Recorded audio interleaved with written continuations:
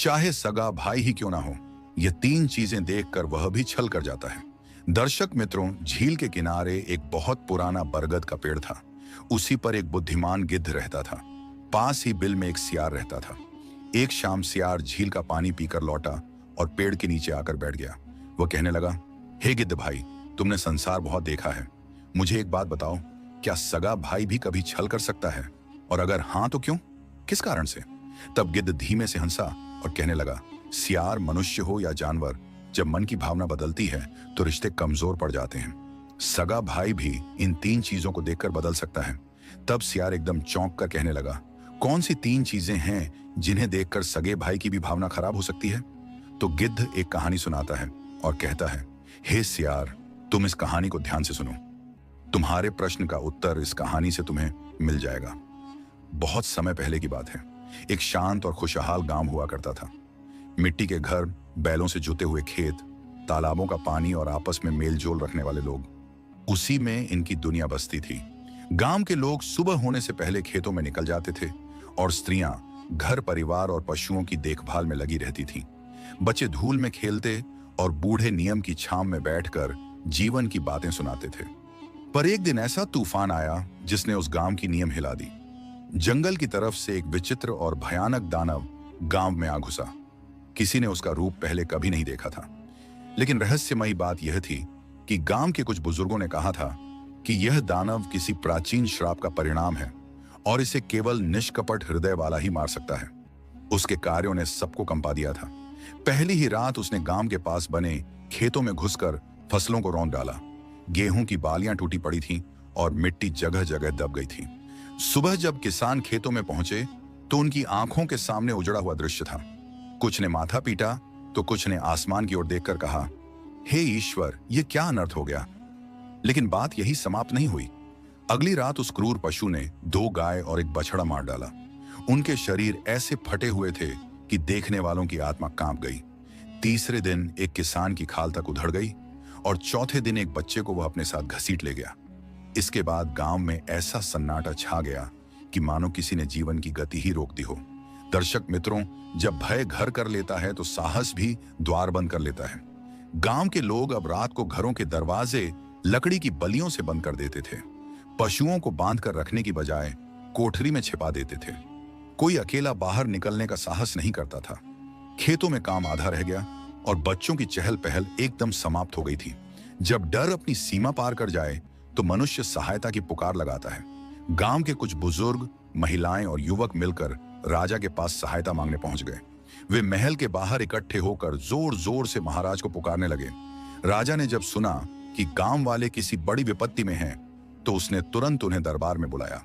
एक बूढ़ा किसान आगे बढ़कर कहने लगा, महाराज, वह दानव हमारे खेत उजाड़ चुका है, हमारी गाय खा चुका है और अब हमारे बच्चों की जान ले रहा है। हम असहाय हो गए हैं, कृपा करके हमारी रक्षा कीजिए।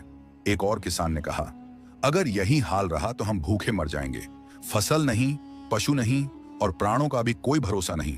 राजा ने सबकी पीड़ा सुनी और तुरंत घोषणा की, जो भी इस दानव को मार देगा उसे मैं भरपूर सोना, चांदी और ढेर सारा पुरस्कार दूंगा। घोषणा ढोलन गाड़ों के साथ पूरे राज्य में फैला दी गई, लेकिन कोई आगे नहीं आया। धन कितना भी बड़ा हो, प्राणों के भय से बड़ा नहीं होता। पुरस्कार का मूल्य तभी होता है जब प्राण सुरक्षित हो। मित्रों, इस प्रकार से कुछ और दिन बीत गए। दानव के आक्रमण बंद नहीं हुए, डर बढ़ता गया। खेत सूखने लगे और गांव में रोना धोना बढ़ गया। राजा ने सोचा कि सिर्फ धन की घोषणा से काम नहीं चलेगा। तब उसने दूसरी बड़ी और चौंकाने वाली घोषणा की, जो इस दानव का वध करेगा, मैं अपनी इकलौती बेटी का विवाह उसी से कर दूंगा। साथ में आधा खजाना भी पुरस्कार में दूंगा। मित्रों, यह सुनकर पूरे राज्य में हलचल मच गई। राजकुमारी सुंदर भी थी और समझदार भी। लोग आपस में बातें करने लगे, क्या कोई सचमुच अपने प्राण दांव पर लगाएगा? राजकुमारी का हाथ और धन भला प्राण गवाकर कौन पाएगा? फिर भी किसी ने साहस नहीं दिखाया। राजा भी समझ गया कि डर सोने से नहीं टूटता, साहस से मिटता है। लेकिन उस गांव में 2 ऐसे युवक थे जिनके भाग्य अब इस कहानी को मोड़ देने वाले थे। कहते हैं मित्रों, कठिन समय में कर्म से भागने वाले बहुत होते हैं, पर इतिहास उन्हीं का बनता है जो संकट का सामना करते हैं। राजा की दूसरी घोषणा पूरे गांव में आग की तरह फैल गई थी। लोग चर्चा करने लगे थे कि जो उस क्रूर पशु को मार देगा वह ना सिर्फ धनी हो जाएगा बल्कि राजकुमारी का पति भी बनेगा। ऐसे अवसर सदियों में एक बार आते हैं, लेकिन खतरा भी उतना ही बड़ा था। गांव के ज्यादातर युवक डर के कारण अपने घरों में छिप गए थे। किसी के मन में यह साहस नहीं था कि वह प्राण देकर पुरस्कार की आशा करे। यही वह समय था जब गांव के एक निर्धन किसान के 2 बेटे आगे आए। उनका घर मिट्टी का था, छत पर फूस पड़ी हुई थी और मां के पास इतने बर्तन तक नहीं थे कि एक बार में दोनों बेटों को भोजन परोस सके। पिता बूढ़ा हो चला था और फसल घटने के कारण घर में हमेशा भूख और चिंता का वातावरण रहता था। कई रातें उन्होंने केवल पानी पीकर गुजारी थी।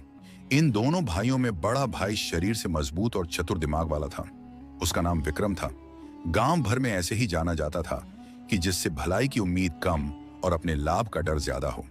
उसे हमेशा लगता था कि संसार चतुरों का है और जो सीधेपन में समय गंवाता है वह मुसीबत ही कमा लेता है। वह अक्सर कहता था, निर्धनता भाग्य से नहीं मूर्खता से आती है। वही छोटा भाई अर्जुन स्वभाव से थोड़ा शांत, विनम्र और बड़ा दयालु था। वो अपने छोटे छोटे कामों में प्रसन्न रहता था, दूसरों की सहायता करता और अपने हिस्से का भोजन भी जरूरतमंद लोगों को दे देता। उसकी मां अक्सर कहती थी कि बेटा, सीधी राह पर चलने वाला देर से ही सही पर सही मंजिल तक जरूर पहुंचता है। जब राजा की नई घोषणा इन दोनों भाइयों ने सुनी तो वे कुछ देर तक चुप रहे। विक्रम की आंखों में अचानक चमक आ गई। उसने सोचा, अगर मैं दानव को मार दूं तो मुझे राज्य, सोना और राजकुमारी सब मिल जाएंगे। निर्धन रहकर बूढ़ा होने से तो बेहतर है कि मृत्यु से लड़कर राजसी जीवन पाया जाए। मरना ही पड़ा तो कम से कम प्रयास करते हुए मरूंगा। दूसरी ओर अर्जुन के मन में दूसरी भावना थी। उसने सोचा, अगर मेरे प्राण किसी और की रक्षा में लग जाए तो यह भी कम नहीं है। गांव डर में जी रहा है। अगर मैं कुछ कर सका तो अच्छा होगा और अगर ना कर सका तो मृत्यु भी व्यर्थ नहीं जाएगी। शाम को दोनों भाइयों ने अपने माता पिता से बात की। बूढ़े पिता ने कांपती आवाज में कहा, बेटा, प्राण देकर धन किस काम का? हमें तुम्हारी आवश्यकता धन से ज्यादा है, लेकिन निर्धनता की पीड़ा अक्सर विवेक को पीछे धकेल देती है। विक्रम ने माता पिता से कहा, क्या आपने कभी सोचा है कि उम्र भर ऐसे ही झेंगे? अगर सफल हुआ तो हम सबकी जिंदगी बदल जाएगी, अगर ना हुआ तो वैसे भी भूख से मर ही रहे हैं। अर्जुन ने चुपचाप सिर झुका लिया। उसकी मां की आंखों में आंसू आ गए, पर उसने कोई रोक टोक नहीं की। बस इतना बोली, अगर जाना ही है तो ईश्वर का नाम लेकर जाना, लालच के लिए नहीं, लोगों की भलाई के लिए लड़ना। सुबह होने से पहले दोनों भाई तैयार हो गए। विक्रम मजबूत डंडा और लोहे की धारदार तलवार लेकर निकला। उसने अपने जूते भी पहने और कमर में छोटी छुरी बांधी। अर्जुन ने केवल एक साधारण लाठी उठाई और एक पुराने थैले में रोटी बांध ली।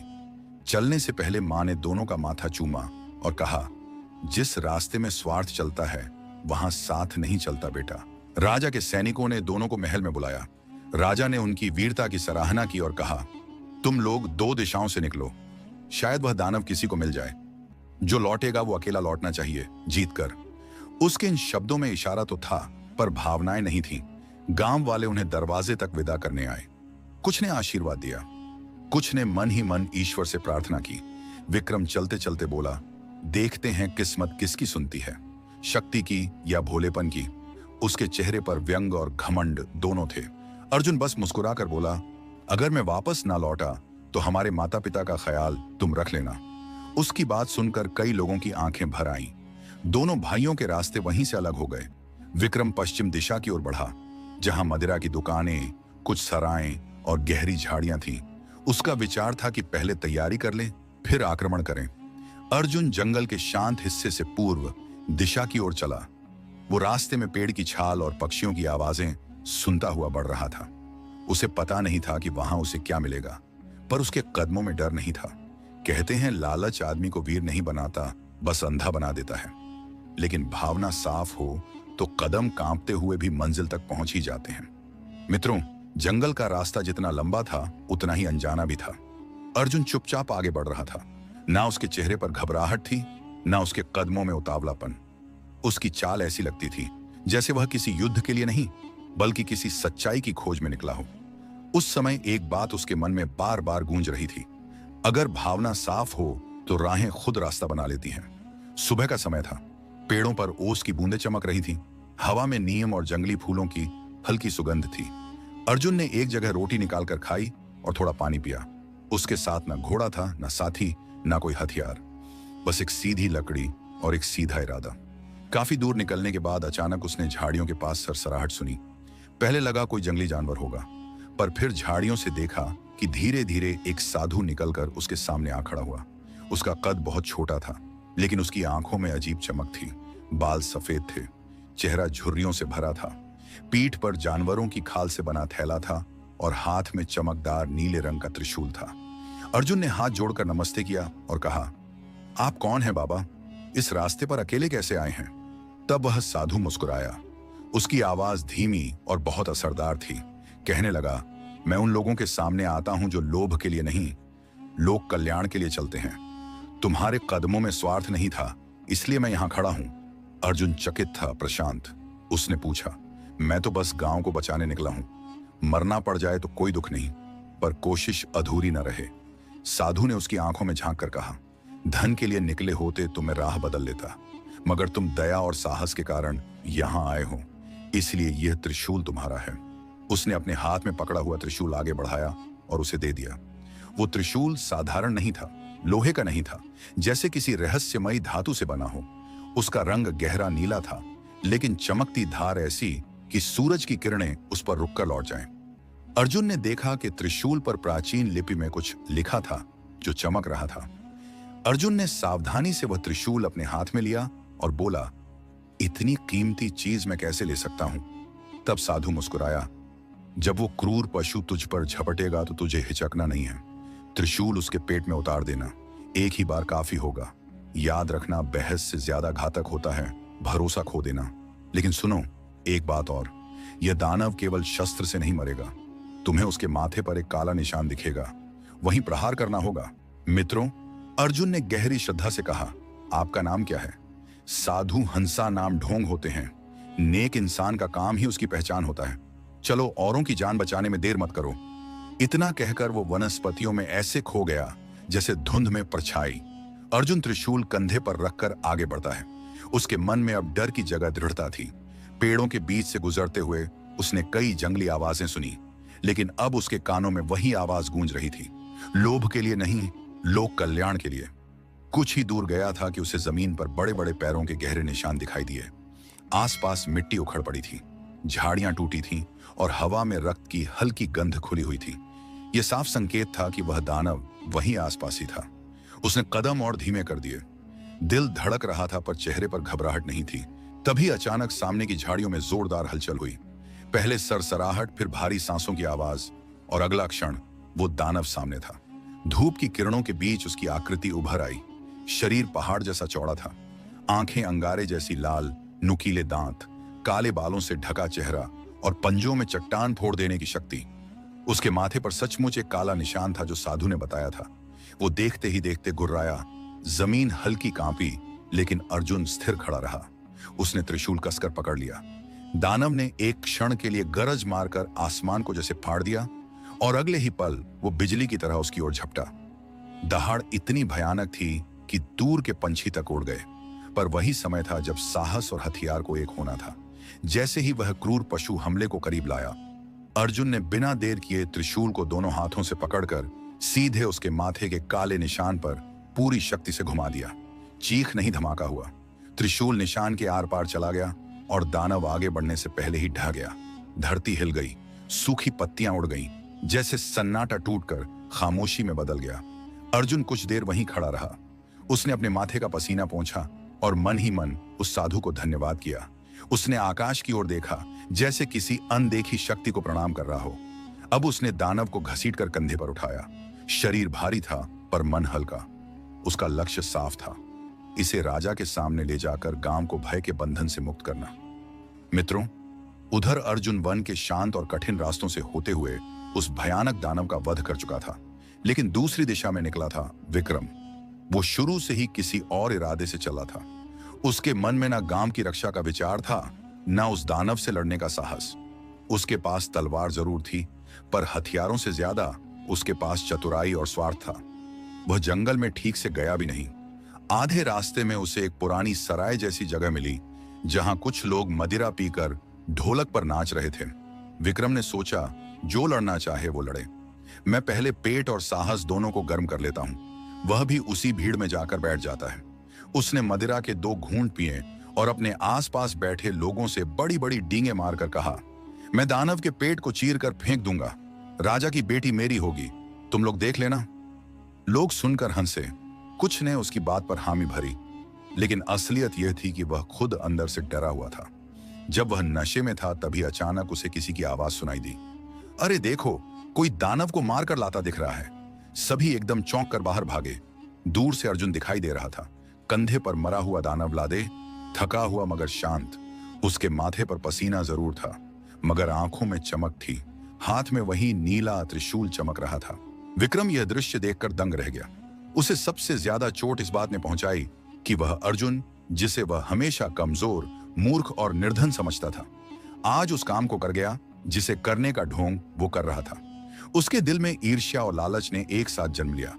मन ही मन बोला, अगर यह दानव राजा तक ले गया तो पुरस्कार और राजकुमारी सब इसे ही मिल जाएंगे और मैं फिर उसी निर्धनता में रह जाऊंगा। उसने तुरंत अपना चेहरा बदला और मुस्कुराते हुए अर्जुन के पास गया। कहने लगा, भाई तू सचमुच वीर निकला। पहले विश्राम कर ले, थोड़ी देर बैठ जा। इतना भारी दानव उठाकर तू थक गया होगा। आ जरा पानी पी और शरबत पी ले, फिर हम दोनों साथ में राजा के पास चलेंगे। अर्जुन ने भोलेपन से सोचा कि बड़ा भाई सच में खुश है। उसने त्रिशूल अपने कंधे से उतारा और दानव वहीं पास में रख दिया। फिर वो उसके साथ बैठ गया। विक्रम ने प्यार से पहले पानी दिया, फिर चुपके से मदिरा भी पिलाता रहा। धीरे धीरे अर्जुन नशे के असर में ढीला पड़ने लगा। उसने सब कुछ बता दिया था। भाई, यह त्रिशूल मुझे जंगल में एक साधु ने दिया था, उसी की वजह से मैं दानव को मार पाया। उसने बताया था कि माथे के काले निशान पर ही प्रहार करना है। मित्रों, उसकी बात सुनते ही विक्रम की आंखों में लालच चमक उठा।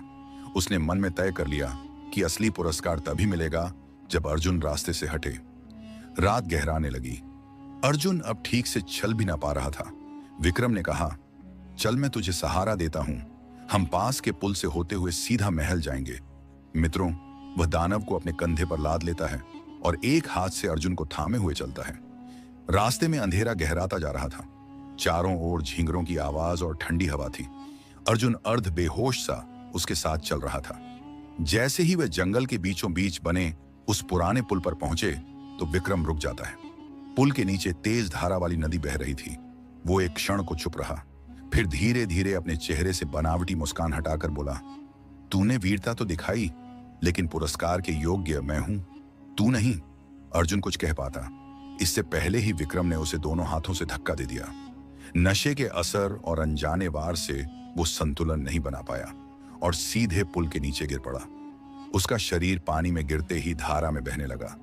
तैरना भी नहीं आता था। कुछ ही क्षणों में आवाज तक डूब गई। विक्रम ने नीचे झांका और संतोष की सांस ली।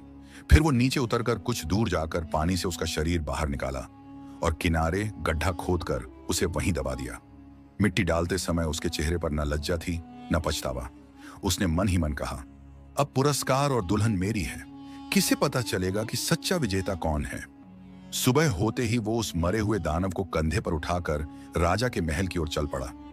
गांव वालों ने जब उसे उस दानव के साथ देखा तो उसकी वीरता की बातें करने लगे। कोई नहीं जानता था कि उसके हाथ पर रक्त नहीं पाप लगा है और यही वह मोड़ था जहां सच्चाई का सिर कट गया और झूठ ताज पहनने चल पड़ा था। मित्रों, विक्रम मरे हुए दानव को कंधे पर रखकर राजा के दरबार में पहुंचता है। थकान का ढोंग करते हुए उसने ऊंची आवाज में घोषणा की, महाराज, आपकी प्रजा को सताने वाला दानव मर चुका है। उसे मैंने अकेले मार गिराया। मित्रों, यह सुनकर दरबारी चौंक गए। राजा ने उसकी तथाकथित वीरता की प्रशंसा की और उसी समय सोने के सिक्कों की एक थैली उसे दे दी।